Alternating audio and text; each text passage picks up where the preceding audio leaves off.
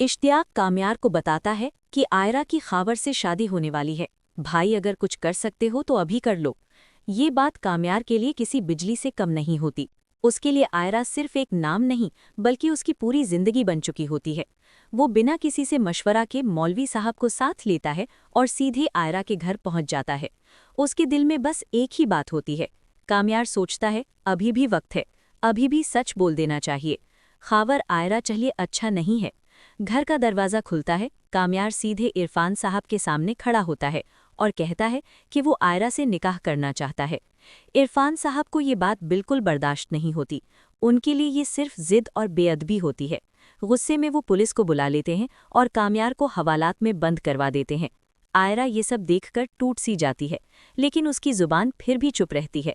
उधर फारिया को जैसे ही पता चलता है कि काम्यार अब भी आयरा के लिए पागल है, उसके दिल में नफरत और जलन और ज्यादा भर जाती है। वो फैसला कर लेती है कि अगर काम्यार उसका नहीं हो सकता तो आयरा कभी नहीं होने देगी।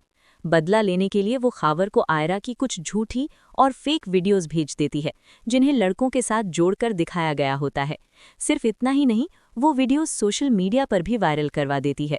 शादी का दिन आ जाता है। आयरा स्टेज पर बैठी होती है। चेहरे पर शादी का जोड़ा होता है, लेकिन आंखों में सिर्फ काम्यार की यादें चल रही होती हैं। उसे याद आता है कैसे काम्यार उसकी हर बात समझता था, कैसे बिना कहे भी उसकी फिक्र करता था। दिल के किसी कोने में अब भी उम्मीद होती है कि शायद कुछ बदल जाए। वक्त गुजरता जाता है, लेकिन खावर की बारात नहीं आती। मेहमान आपस में बातें करने लगते हैं। इरफान साहब का चेहरा पीला पड़ जाता है। उन्हें लगता है कि इस सब के पीछे काम्यार का हाथ है। गुस्से में आकर वो काम्यार के घर पहुंचकर उसका कॉलर पकड़ लेते हैं। काम्यार हैरान होता है। उसे समझ ही नहीं आता कि उस पर ये इल्ज़ाम क्यों लगाया जा रहा है। तभी खावर के घर से फ़ोन आता है। कॉल स्पीकर पर होती है। खावर के वालिद गुस्से भरी आवाज़ में कहते हैं कि अच्छा हुआ वो बारात लेकर नहीं आए। वो कहते हैं कि आयरा की कोई इज्जत नहीं रही। उसकी वीडियो सोशल मीडिया पर वायरल हो चुकी हैं। ये सुनते ही इरफान साहब के हाथ कांपने लगते हैं। जब वो वीडियो देखते हैं तो उनके पैरों के नीचे से ज़मीन निकल जाती है। वो टूटते हुए कहते हैं, अब मेरी बेटी से कौन शादी करेगा। इस पल काम्यार आगे बढ़ता है। सब उसकी तरफ देख रहे हैं। वो पूरे यकीन के साथ कहता है, मैं करूँगा, आयरा से मैं शादी करूँगा, और ये वीडियो झूठी है, ये सिर्फ बदनामी के लिए है। और दर्द ज्यादा होता है। काम्यार चुप नहीं बैठता। वो पूरी कोशिश करता है कि सच सामने आए। अपने कॉन्टैक्ट और पुलिस की मदद से वो पता लगवाता है कि वीडियो के पीछे कौन है। जल्दी ही सबूत मिल जाता है कि ये सब फारिया की प्लानिंग थी। पुलिस फारिया को पकड़ लेती है। जब सच सामने आता है तो इरफान साहब की आंखों में शर्म और पछतावा होता है। उन्हें समझ आ जाता है कि उन्होंने अपनी बेटी के जज्बात को कभी समझने की कोशिश ही नहीं की। शादी का दिन दोबारा तय होता है।